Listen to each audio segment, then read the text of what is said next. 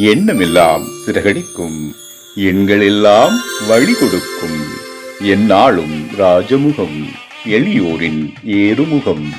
எந்த நிலை வந்தாலும் வந்த நிலை மாறாத நமது Rajanilai. Rajanilai TV, channel of astrology.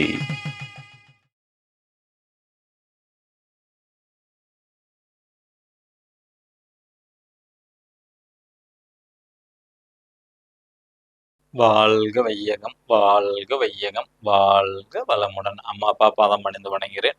ஜோட குருமார்களுக்கும் நவகிரகங்களுக்கும் பஞ்சபூதங்களுக்கும் பிரபஞ்சத்திற்கு என் அன்பான வணக்கம். கதிரவன் மதியம் அங்காரகன் முந்தியும் கருணை உள்ள சுரதம் குருவம் காரவன் காரியம் ராகும் கேதம் கருதுமிகு சுகமாக 11ஆம் இடம் வந்து உச்ச நிலையா நின்ற பரிவோடு மகிழ்ந்து அல்செய்யும் என்றோம். உலகெங்கும் உள்ள ராஜநிலை டிவி ரசிக பெருமக்கள் அனைவருக்கும் உற்சாகமான காலை வணக்கம். இன்று பிறந்தநாள் மற்றும் திருமண நாள் கொண்டாடும் அனைவருக்கும் ராஜநிலை டிவி சார்பாக வாழ்த்துக்களை சொல்வது ராஜநிலை எண்கணித வித்தகர் லால்குடி செந்தில். இன்றைய பஞ்சாங்கம் தட்சிணாய காலம் விஸ்வாவசு வருடம் சனிக்கிழமை மார்கழி மாதம் 26 10/1/2026 தேய்பிறை அஷ்டமி. இன்று நல்ல நேரம் காலை 7:30 மணி முதல் 8:30 மணி வரை, மாலை 4:30 மணி முதல் 5:30 மணி வரை. கௌரி நல்ல நேரம் காலை 10:30 மணி முதல் 11:30 மணி வரை, இரவு 9:30 மணி முதல் 10:30 மணி வரை. ராகு காலம் காலை 9 மணி முதல் 10:30 மணி வரை. குளிய நேரம் காலை 6 மணி முதல் 7:30 மணி வரை. யமகண்டம் மதியம் 1:30 மணி முதல் 3 மணி வரை. சூளம் கிழக்கு திசை நோக்கி போறவங்க கொஞ்சம் தயிர் சாப்பிட்டுட்டு போனா சிறப்பா இருக்கும். ஓகேங்களா. இன்றைய திதி சப்தமி திதி மதியம் 12:33 வரை, பின்பு அஷ்டமி திதி. நட்சத்திரம் அஸ்த நட்சத்திரம் இரவு 7:37 வரை, பின்பு சித்திரை நட்சத்திரம். யோகம் அதிகண்டம் நாம யோகம். கரணம் பவகரணம் மதியம் 12:33 வரை, பின்பு பாலவ கரணம். சந்திராசிரமம் கும்பராசி சதய நட்சத்திரத்திற்கு. கிரக நிலவரங்கள்: மிதுன ராசியில் குரு பகவான், சிம்ம ராசியில் கேது பகவான், கன்னி ராசியில் சந்திர பகவான், தனுசு ராசியில் சூரிய பகவான், செவ்வாய் பகவான், புதன் பகவான் மற்றும் சுக்கிர பகவான், கும்ப ராசியில் சனி பகவான் மற்றும் ராகு பகவான். நம்ம ஜோதிட குறிப்புங்கிற டைட்டில் பாத்தீங்கன்னா தை மாத பலன்கள் 12 ராசிக்கும் பார்த்துக்கிட்டு இருக்கிறோம். இன்னைக்கு பார்க்கக்கூடிய ராசி சிம்ம ராசி. தை மாதம் இவங்களுக்கு எப்படி இருக்கும் அப்படின்னு பார்த்தீங்கன்னா, இந்த தை மாதத்துல பார்த்தீங்கன்னா இவங்களுக்கு ராசிநாதன் ஆகிய சூரிய பகவான் ஓகேங்களா 6ஆம் இடத்துல போய் மறைஞ்சிருக்கிறாங்க. அதனால எல்லாத்துலயுமே கவனமாக இருக்க வேண்டும். இவங்களுக்கு பார்த்தீங்கன்னா 2ஆம் அதிபதி புதன், 3ஆம் அதிபதி சுக்கிரன், 4ஆம் அதிபதி செவ்வாய், இவங்க எல்லாருமே பார்த்தீங்கன்னா 6ஆம் இடத்துல போய் மறைஞ்சிருக்கு. அதே மாதிரி இவங்களுக்கு 9ஆம் இடம்ங்கிற பாக்கியஸ்தானமும் மறைஞ்சிருக்கு, 10 தொழில்ங்கிறது மறைஞ்சிருக்கு, 11 லாபம்ங்கிறது மறைஞ்சிருக்கு.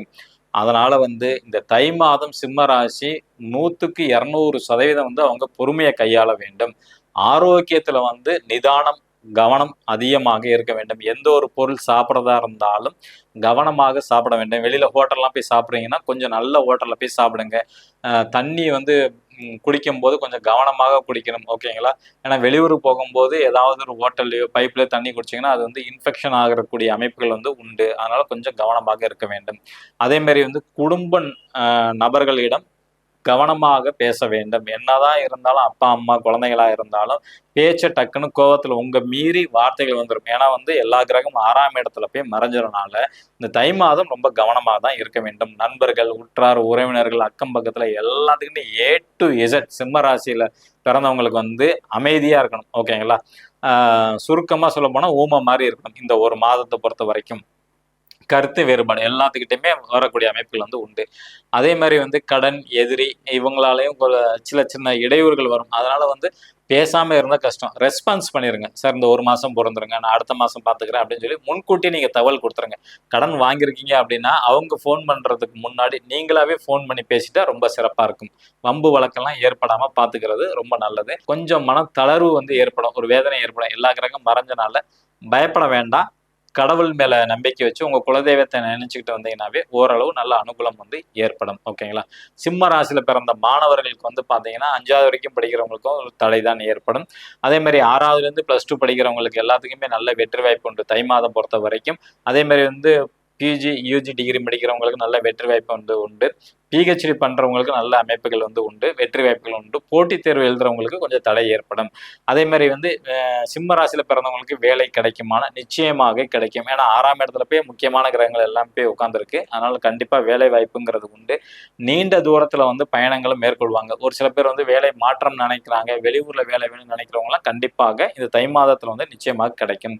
சிம்ம ராசியில பிறந்த அம்மாக்கு அவங்களோட தாய்க்கு எப்படி இருக்கும் அப்படின்னா அதிகப்படியான நன்மை உண்டு, பாக்கியம் வந்து ஏற்படும் அவங்களுக்கு. அதே மாதிரி குறுகிய பயணங்கள் வந்து மேற்கொள்ளக்கூடிய அமைப்புகள் வந்து உண்டு. அவங்களோட அம்மாவை பொறுத்த வரைக்கும் அதிகமாக டிராவல் செய்வாங்க. அம்மாவுக்கும் சிம்ம ராசியில பிறந்தவங்களுக்கும் வந்து பாத்தீங்கன்னா சின்ன சின்ன கருத்து வேறுபாடுகள் கண்டிப்பாக வரும்.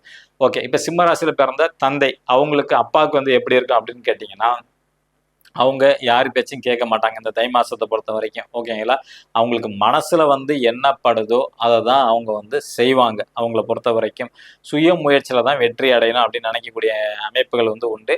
அவங்களுக்கும் அவங்களோட மனைவிக்கும், அதாவது சிம்ம ராசியில பிறந்த நபரோட அப்பா அம்மாவுக்கு வந்து சின்ன சின்ன கருத்து வேறுபாடுகள் வரும் இந்த தை மாசம், கொஞ்சம் கவனம் வேண்டும்.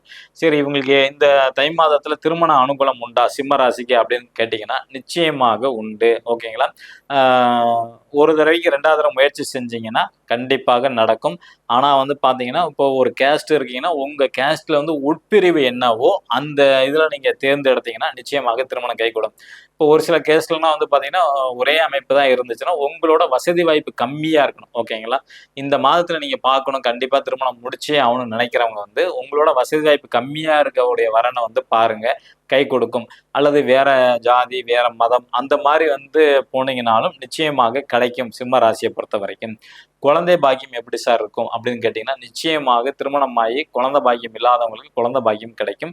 2வது குழந்தைக்கு முயற்சி செய்யறவங்களுக்கும் கண்டிப்பாக 2வது குழந்தை உண்டு. ஆனா இன்னைய காலகட்டத்துல அதிகப்படியா பாத்தீங்கன்னா ஒரு குழந்தை தான் போதும்னு நினைச்சிட்டு இருக்காங்க. எங்கேயோ 1 2 எதிர்பார்க்கறாங்க. அது சிம்ம ராசியா தான் நிச்சயமா கை கொடுக்கும். கணவன் மனைவிக்கு எப்படி இருக்கும் சார் அப்படின்னு எடுத்துக்கிட்டீங்கன்னா சிம்ம ராசியில பிறந்த ஆணா இருந்தா பெண்ணுக்கு, பெண்ணா இருந்தா ஆணுக்கு அப்படி எடுத்துக்கணும். ஓகேங்களா, கொஞ்சம் உண்மையை மறைப்பாங்க, ஒரு சில விஷயங்கள்ட்ட வந்து மறைப்பாங்க. ஓகேங்களா, தன்னோட கணவனா இருக்கட்டும் மனைவியா இருக்கட்டும் மறைக்கக்கூடிய அமைப்பு வந்து உண்டு. பொய் சொல்லக்கூடிய அமைப்புகள் வந்து உண்டு. கொஞ்சம் சோம்பல் வந்து ஏற்படும். இந்த மாதத்துல கொஞ்சம் மந்தத்தன்மையாக இருப்பார்கள். சிம்ம ராசியில பிறந்த கணவன் மனைவி யாருக்கு வேணாலும் எடுத்துக்கலாம். ஓகேங்களா, அதாவது அதே மாதிரி பழிவாங்கும் எண்ணங்கள் வந்து கொஞ்சம் ஏற்படும் சிம்ம ராசியில. அவன் போன தடவை இப்படி பேசிட்டான், நான் அவனை சும்மா விட மாட்டேன் அப்படிங்கிற மாதிரிலாம் வரும். ஏன்னா 6ஆம் இடத்துல போய் கிரகங்கள் மறைஞ்சிருக்குல்ல, அது கொஞ்சம் வேலை செய்யும். ஓகேங்களா, உடல்ல காயங்கள் சின்னதா ஏற்படும். வண்டி வாகனத்துல போகும்போது கொஞ்சம் கவனமாக போனீங்கன்னா அந்த பிரச்சனை வராது. ஓகேங்களா, அதே மாதிரி குடும்பத்துக்குள்ளார கருத்து வேறுபாடு வரும். கணவன் மனைவிக்குள்ள கொஞ்சம் ஒற்றுமை வாய்ப்பெல்லாம் கம்மியா இருக்கும் சிம்ம ராசியில பிறந்தவங்களுக்கு. ஓகேங்களா, அதே மாதிரி வந்து கூட்டு குடும்பமா இருந்தாங்கன்னா இந்த தை மாதத்துல தனி குடித்தனம் போறதுக்கான வாய்ப்புகள் அதிகமாக ஏற்படும். கொஞ்சம் வம்பு வழக்கெல்லாம் வரும். சிம்ம ராசியில பிறந்த கொஞ்சம் கவனமாக இருக்க வேண்டும். ஓகேங்களா, கணவன் மனைவிக்கு பதவி உயர்வு கிடைக்கும்னா நிச்சயமாக கிடைக்கும். இடம் மாற்றத்தோட பதவி உயர்வு வந்து கிடைக்கும். ப்ரொமோஷன் வித் வந்து டிரான்ஸ்ஃபரோட கிடைக்கும். கூட பிறந்தவங்களுக்கு இளைய சகோதர சகோதரிக்கு வந்து எப்படி இருக்கும் அப்படின்னு கேட்டீங்கன்னா அவங்க வீடு நிலம் மனை இது சம்பந்தப்பட்ட விஷயங்கள் வந்து வாங்குவாங்க. வாகனங்கள் வாங்கக்கூடிய அமைப்புகள் வந்து உண்டு. சிம்ம ராசியில பிறந்தவங்களோட தம்பியா இருக்கட்டும் தங்கச்சியா இருக்கட்டும் கண்டிப்பா அவங்க ஏதாவது ஒண்ணு வாங்குவாங்க. சொத்து ஏதாவது ஒண்ணு வாங்கியே ஆகணும் ஒரு எண்ணத்தை வந்து எடுத்துருவாங்க. ஓகேங்களா, அதனால வந்து இவங்களுக்கு அவங்களுக்கு சின்ன சின்ன கருத்து வேறுபாடு வரலாம். திடீர்னு வந்து தம்பியே தங்கையா இருக்கட்டும் ஒரு சொத்து வாங்கணும், ஆனா ஒரு 1 லட்ச ரூபா தேவைப்படுது கொஞ்சம் கொடுங்க அப்படின்னு கேட்டுருவாங்க. அதனாலே கூட சின்ன கருத்து வேறுபாடு வந்து வந்துடும், பாத்துங்க. ஓகேங்களா, யாரா இருந்தாலும் உங்க கூட பிறந்தவங்களாம் கொடுத்து உதவி செய்யலாம், ஒன்றும் தவறு கிடையாது. ஒரு எமர்ஜென்சியா கேட்பாங்க கண்டிப்பாக தை மாதத்துல கேட்டா உதவி செய்யலாம், தவறு கிடையாது. ஏன்னா மத்தவங்களுக்கு போய் நீங்க வந்து தானம் தர்மம் பண்றது உங்க கூட பிறந்தவங்களுக்கு நீங்க பண்ணாதான் வந்து ரொம்ப சிறப்பாவே இருக்கும். பொதுவாவே சில பேர் வந்து பாத்தீங்கன்னா வீட்டுல இருக்கவங்களுக்கு எதுவுமே செய்ய மாட்டாங்க, அப்பா அம்மாவை கண்டுக்க மாட்டாங்க, கூட பிறந்த தம்பி தங்கச்சி அண்ணன் அக்கா கண்டுக்க மாட்டாங்க, என் கூட இருக்க மனைவி கூட கண்டுக்க மாட்டாங்க. ஆனா ஊர்ல போயிட்டு தானம் தர்மம் செஞ்சுக்கிட்டே இருப்பாங்க. அதனால புண்ணியம் நினைக்குமானா நிச்சயமாக கிடையாது. முதல்ல நீங்க உங்களோட குடும்பம், உங்க குடும்பத்துக்கு நீங்க வேண்டிய உதவி கரெக்டா செஞ்சுட்டீங்கன்னா, உங்க கடமையை கரெக்டா செஞ்சுட்டாவே நீங்க தான தர்மம் செய்யறதோட புண்ணியங்கள் அதிகமாக கிடைக்கும். கொஞ்சம் அதை ஞாபகம் வச்சுங்க. அதே மாதிரி வந்து இவங்களுக்கு அண்ணன் அக்கா யார் இருந்தாலும் கொஞ்சம் வாகன விபத்து ஏற்படும். சிம்ம ராசியில பிறந்தவங்களோட அண்ணன் அக்கா யார் இருந்தாலும் வாகன விபத்து ஏற்படும், கொஞ்சம் கவனம் வேண்டும்.